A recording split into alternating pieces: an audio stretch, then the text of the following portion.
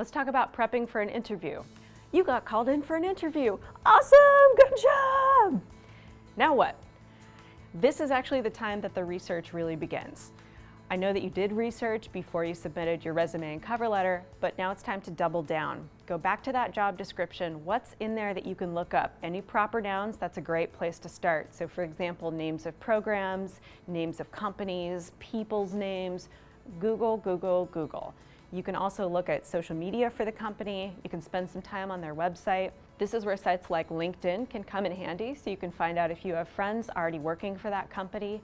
Contact them, ask them for any insider information that might be helpful. Think about what you're nervous about being asked, and then find a friend and have them ask you exactly those things. It's better to prepare, it's better to have somebody ask you the questions that you're nervous about answering before you get into that interview room. Know that everyone applying for the job doesn't necessarily have 100% of the qualifications that they listed. It's okay if there are some areas where you don't have everything that was on their wish list, but you do need to be prepared to talk about it. So for example, if you don't have teaching experience and that's required, just think through how you might address it when they ask you, you don't have teaching experience, how are you going to work on that? It's just a matter of being prepared. Google the interviewer, you know they're doing the same to you, and see if you can find out anything about their interests, their passions.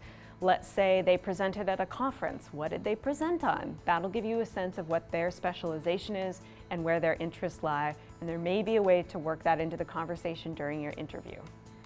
Before the interview is also the time to do some soul searching to figure out what you need and want from a job. You will need to have a number in mind for your salary requirement if it's a job. If it's an internship, that's probably not going to be as relevant. But for a job, you can use sites like mint.com to figure out your personal finances, how much you're going to be paying in student loans, in rent. If it's a new city that you'd be moving to, look up apartments in that city. How much would that cost? How much does transportation cost? This can be a little overwhelming, especially if you're just coming out of a college setting, but it's necessary and it can prevent you from getting taken advantage of.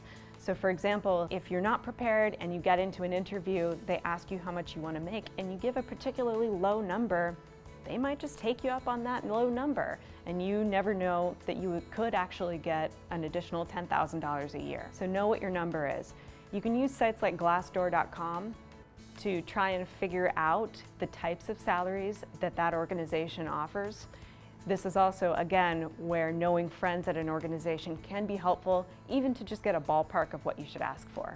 For those of you who are looking for jobs or internships while you pursue artistic goals, I really recommend that you're honest with yourself, first and foremost, about what you need. So for example, if you're an actor, do you need a job that's going to let you cancel and go to an audition if you get a last-minute audition?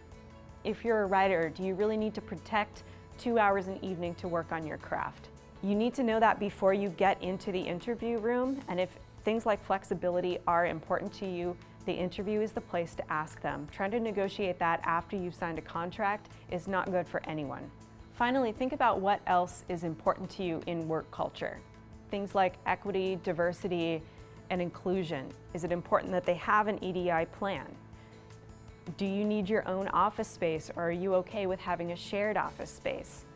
These may be things that you need to ask about in the interview, just to make sure that you're getting yourself into something that you're actually going to enjoy. During the interview, stay positive. This is the interviewer's only introduction to you. Even if your current job is a toxic environment, if you're very unhappy, you cannot bring that into the interview with you. Just stay positive. If you're asked why you're leaving your old job, you can just say something like, I'm really ready for a change, I'm ready to be challenged, and I feel like this position would do that for me. Be curious. Come with a set of questions for the interviewer. It's a big red flag for a lot of hiring managers if the applicant doesn't come with really informed questions. You can ask about work culture. You can ask about programs and initiatives that you didn't find anything about when you Googled them, because maybe they're new, and that's a good opportunity for the interviewer to talk about new initiatives within their company. Be honest about what you want and need. If they do say that the salary is, $26,000 a year, and you've calculated that you need at least $33,000 to just pay your rent and your bills, Unfortunately, that may mean that the interview is very short because you cannot accept the position. Know what your number is, know what you're asking for.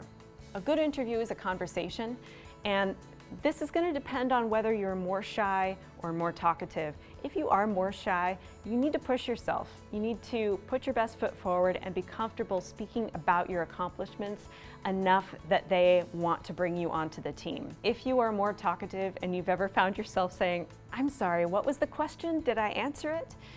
That may mean that you need to do more listening, that you really need to focus on what's being asked. You can do things like bringing in paper and pencil into the room and writing down the question as it's being asked if you really have trouble staying on topic. Smile, make eye contact, and relax. It's awkward for both parties, and I know it can be very scary. If you do get very nervous during job interviews, you can look up relaxation techniques, do what you need to do before you get into the room to take care of yourself. And finally, send a thank you note. This can be an email, this can be a hard copy thank you note, but it really does go a long way, and a lot of employers are looking for that specifically. Finally, if you don't get a job or internship, please don't take it personally. You truly don't know what's happening on the other side of that application. Sometimes jobs are posted when in reality there's somebody within the organization who's poised to step up into that position and get a promotion. Sometimes with internships, we've had somebody apply for 4 or 5 semesters in a row and they're about to age out of the program, so we're going to give them this opportunity. It doesn't mean you did anything wrong. It doesn't mean you're not a strong applicant. Because of that, don't burn that bridge. I have experienced not getting a position and getting a call 3 months later with another job offer without ever having to interview for that second job. A lot of people have done that.